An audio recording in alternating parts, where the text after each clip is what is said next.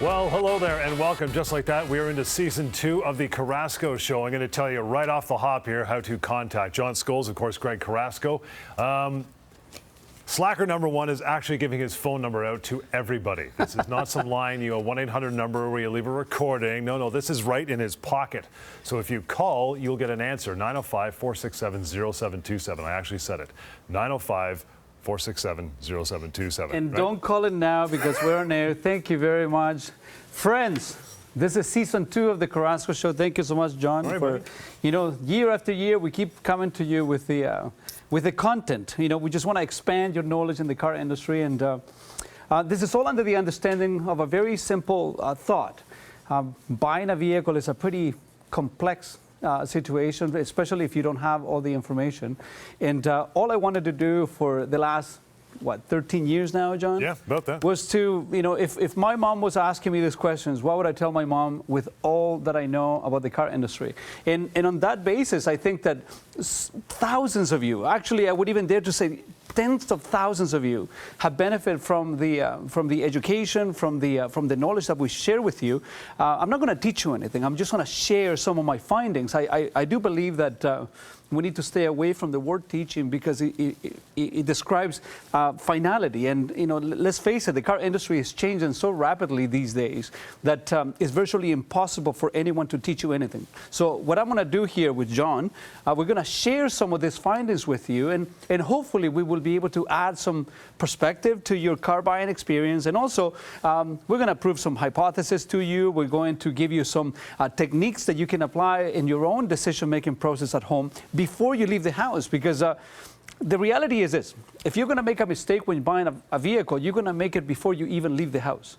There's where the first mistakes are made. Would you agree with that, John? Absolutely. Yeah. Greg mentioned 13 years, and that is about the length of time we've been doing our radio show. It's been a long time, and we get a lot of phone calls on the radio show. You want to go to @Greg Carrasco, right across social, Facebook, Instagram, Twitter, LinkedIn, doesn't matter, @Greg Carrasco with 2 R's. We'll have it up on the screen throughout the show. Go there and catch past episodes, podcasts, and everything from the radio show.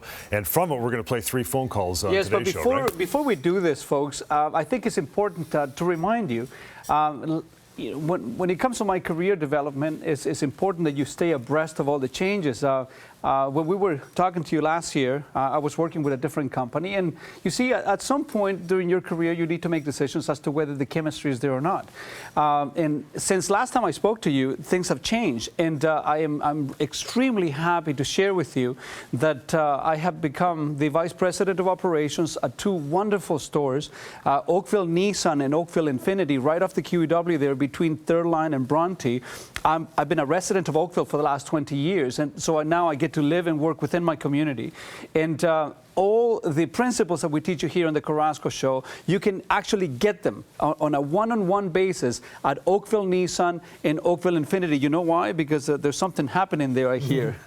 It's pretty wild. You've come full circle. You're back home now with Nissan. After all. Well, I started with Nissan back in 1992. I had just finished working with the Canadian Army, and it was an interesting thing for me. It was a departure from what I was doing before. But I started my car career with Nissan. Yep. And now I'm certainly looking forward to ending my career with Nissan Infinity as well. So we'll share some of the phone calls with you folks, and I believe we have some coming out. Yeah, first one's going to be Jeff. Again, this is from Global News Radio AM 640, our radio show over the last 13 years. We'll play it and we'll talk about it. Call number 1 right now. Right now, the last C8 came off the line a month and a half ago. The new one is, they've built a fleet of 350 for testing now, and it's probably realistically not going to be out in dealers till late spring. I'm probably not going to be able to order one for a year. But the challenge I'm facing, there's about 110, 120 new Corvettes in Ontario, but they're literally loaded to the yin-yang. And I want just basically a fun, basic thing. I've seen some beautiful cars. I went and looked at them, and they're just way, way out of my budget. Like, we're talking cars with $20,000 plus worth of options on them. So should I wait, or what would you do if you were me? Old Corvette, mid-engine Corvette, what do you do? Well, that's an interesting question, and I need to preface this by saying that I have never been a fan of the Corvette for personal reasons. Saying that, it doesn't take me away from appreciating the beauty of the vehicle. It's a beautiful vehicle to look at. Yep. Whenever you have a new model, transformation, a new generation on a product that's coming onto the marketplace, you're always faced with a dilemma. Do I buy the old one with proven technology that has worked for so many years, or do I go with a new system that may or may not work in the first couple of years? Based on what I've read about the new mid-engine Corvette, this is supposed to change everything about that vehicle. And here's the problem, though, that if it does work and if it does change everything when it comes to perspective on the Corvette, it's going to have a tremendous impact on the value of the previous generation. Right. So my advice to you is something very simple. There will be enough Corvette in the marketplace when the new one comes. And then you're going to be able to make an objective decision as to whether you like the new one or you can accept the better prices on the old one or the outgoing model on the Corvette lineup. So my suggestion to you is just wait until the new one comes, if you can do it anyways. Would there be a pretty good chance that the fanatics who have, I think it's the C7, the current model, will be selling those to get the new mid-engine one, which they've been calling for years? Finally, of course it would. Of course it would. But you see now, because there's a new alternative in the marketplace, that is going to give you the effective outcome to you is going to be that you're going to be able to find this for less money than you can buy one right now. So my advice is a very simple one. Just wait if you can. The problem is this, that whenever you buy a Corvette, it's a discretionary purchase, and whenever you make that decision that you want to buy a super sports car, waiting is not the number one personality trait of the people that can afford that car. Yeah, right. I want it and I want it now. Yeah. So I would wait for sure. Again, at Greg Carrasco on social to reach out from the radio show. Call number 2. Now we get to Carlos. I remember this call as well. A couple of things regarding storage. What should you do regarding if you're going to keep store the car, especially this time of year? Most people, especially with certain cars, stored for a long period. What are the tips you can give? It's a 2001 GT Mustang. I remember, because at first you said, what are you storing that thing for? Why would you bother? But, I mean, I guess it's close to them. But I guess, look, I mean, taste is so subjective, and that is not a particularly attractive vehicle. Saying that, if you ever make the decision of storing a piece of, automotive engineering in your garage, there are some very basic rules. Number one, you need to make sure that you start this thing at least once a week. You have to start it. You need to get the fluids going. Otherwise, you're going to have some issues come the springtime. Number two, if you can, lift the vehicle up, because whenever you have a vehicle sitting for anything longer than a month, you start developing flat spots on your tires. Yeah. So if you can just roll it back and forth in the garage, it would save you some time down the spring. Why? Because to get rid of square or flat spots on your tires, sometimes they're there forever. Now, for a long time, I was storing my Harley at the dealership, and they do the same thing every year. And I decided to keep it in my garage, and this is something that I do every single week. I have the battery on a trickle charge, so it never dies on you. But also, I start it once or twice a week, and I also move it once or twice a week, just so that spot on the tire doesn't become problematic come the springtime. And if you got the benefit of some climate control, that's never a bad thing. Well, either, right? I mean, if you have the money to have a heated garage, you are certainly not storing a 2001 Mustang. It's not something that I would consider to be a classic or an example of automotive engineering. I wouldn't do that. But if you have to, that is the advice. Trickle charge, start it once or twice a week, and moving back and forth whenever you can. At Greg Carrasco on social, and again, 905-467-0727. Actually giving out his personal phone number on the show. It's crazy.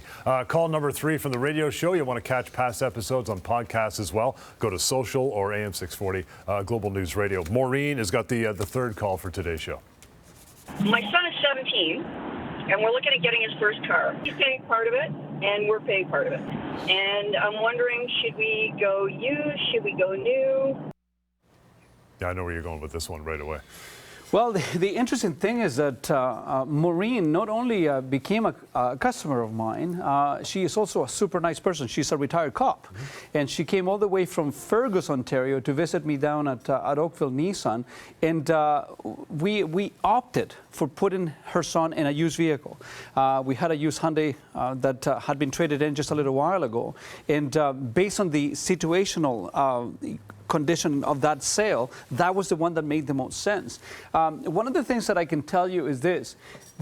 Whenever you buy in a vehicle for somebody very, very young, you don't want to start them with number one, with a 6-cylinder. You want to remove as much power as you can from this person. Number two, try to go with the least expensive, most reliable vehicle that you can buy within the price range that you have already preset at home.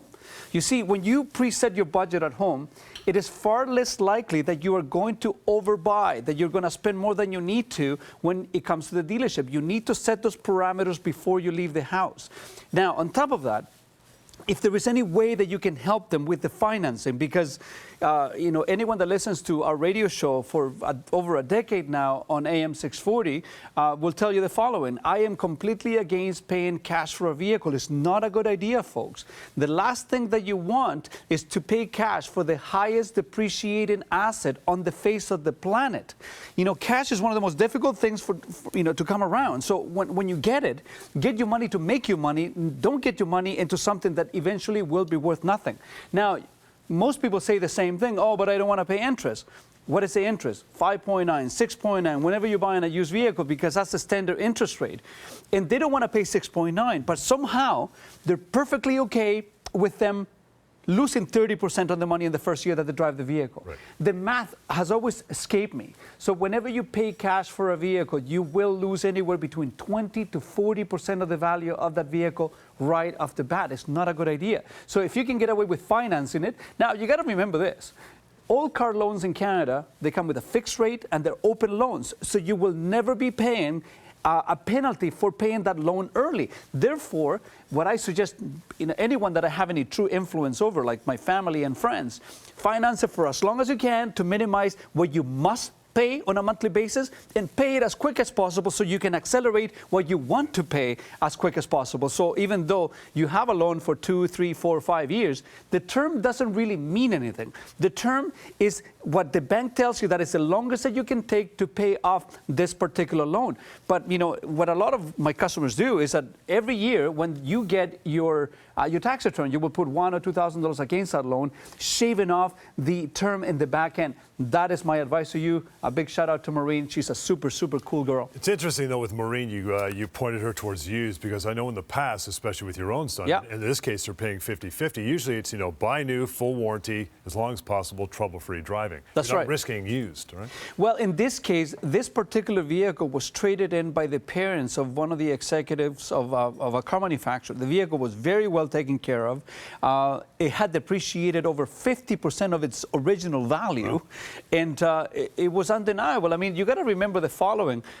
Every situation is different. So when you come to our store, because we don't have commission salespeople at Oakville Nissan and Oakville Infinity, we can literally take an objective approach to your situation. Now, the most interesting things that we find at our store is that if you tell us where you're at, really, a lot of people like to withhold information. They still believe in this silly back and forth game that used to happen 20, 30, 40 years ago. Now, the internet has demolished that approach. So if you still go to a dealership today and they say, make me an offer, you need to walk away from there. That's not the way the business is conducted today. But when the consumer comes to see us and we do an honest assessment of your situation and we look at your needs analysis, then that gives me the power. It gives my managers the power to give you a few options. And in this case, we don't know ultimately what your goal is. We know that you want to buy a vehicle and you want to pay as little as possible. That's what most people want to do. But in this case, we will give you the options that if I were you, this is what I would do. We're not you, so you will make a different decision. But on that basis, you can have the choices that would make the most sense based on your situation. And that's what we did with Maureen, and she's super happy with it. We'll take a quick break. Coming up here, cars as an investment. What do you think about that? We'll tackle that on Experts Advice. So stick around for it. 905-467-0727 is Greg's actual number, or on social platform at Greg Carrasco. Greg Carrasco Show continues. Stick around. Don't go anywhere.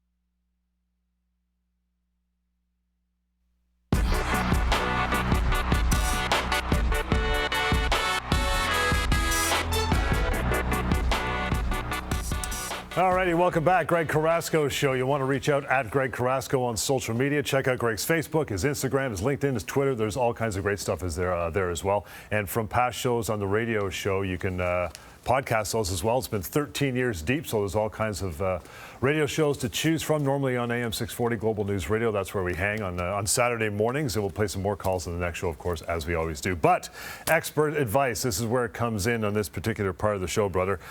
Cars as an investment, not if you're Jay Leno, but just if you're the rank and file consumer, right?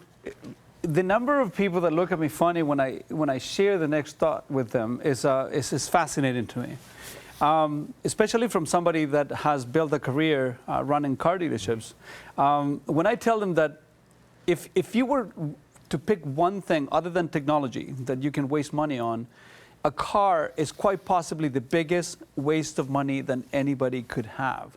That's all there is to it. Underbuy, overprotect. Underbuy, overprotect. That is a number one rule that you need to follow when it comes to purchasing a vehicle. But the most amazing thing that happens, John, and this is something that we need to discuss here. I need to address it with you, my friend. Statistically speaking, over 90% of the life of a vehicle, that car is spent parked somewhere. Think about that, huh? I want you to think about this for a second. Over 90% of the life of a vehicle is spent with that vehicle parked somewhere, in a parking lot, in your driveway, the underground garage, at the mall. The vehicle is parked somewhere. Less than 10% of the life of that car is with you in it, you going somewhere. But today, because of, I would even say, social media and this idea that you need to spend and spend and spend and to show the world how successful you've become, we spend insane amount of money for things that will do the same as something that is worth 10 times less of what you're spending. So when you are looking, for example, at a Nissan Rogue, which is arguably one of the best mid-size SUVs that the world has ever seen, and you look at the equivalent luxury vehicle that is going to cost you $60,000 or $70,000, when the ultimate goal of this unit is to take you from point A to point B safely. Somehow, today's society has indoctrinated you into accepting the fact that to spend another $20,000, $30,000, $40,000, $50,000, it's okay. Why? Because it shows how well you've done, how successful you are. The question that I ask of you is a very simple one. Is it necessary? Do you really need to show the world how much you've made by driving a vehicle that is going to be parked 90% of the time?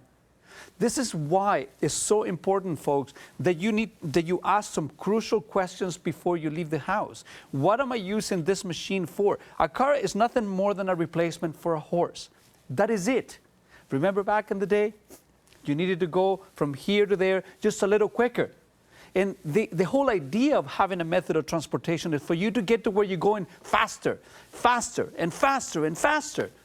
But let's face it, at 100 kilometers an hour, if you're stuck on the 403, you're only doing 10 kilometers an hour. So it doesn't matter whether you have a vehicle with 140 horsepower or you have a vehicle with 500 horsepower. You're still going to be able to do the speed limit, number one. And also, you need to be complying with the laws of the land.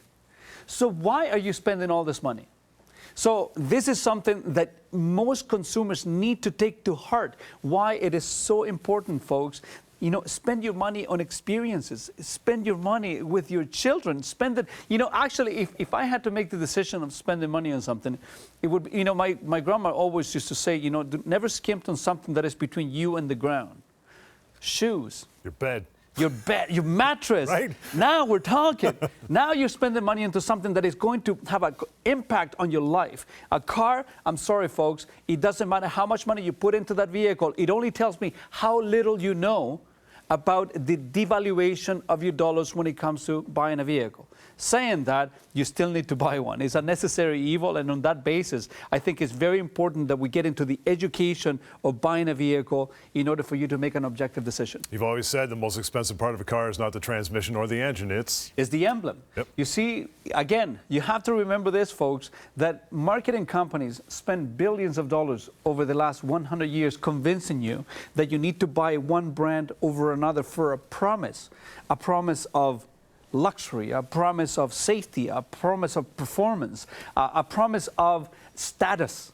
So today, whenever you're buying a vehicle, you are literally only paying for an idea of the brand. And on that basis, come on, you need to think. You know, last year on the desk, we had a solar power Einstein that was constantly asking you to think.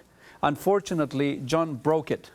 So we don't have them anymore. I'm going to try to find it somewhere. But we should take a small break. You bet. Mentorship. We'll talk about that. We get switching gears. That is our next segment here on the Carrasco Show. At Greg Carrasco on social and 905-467-0727. We'll be right back.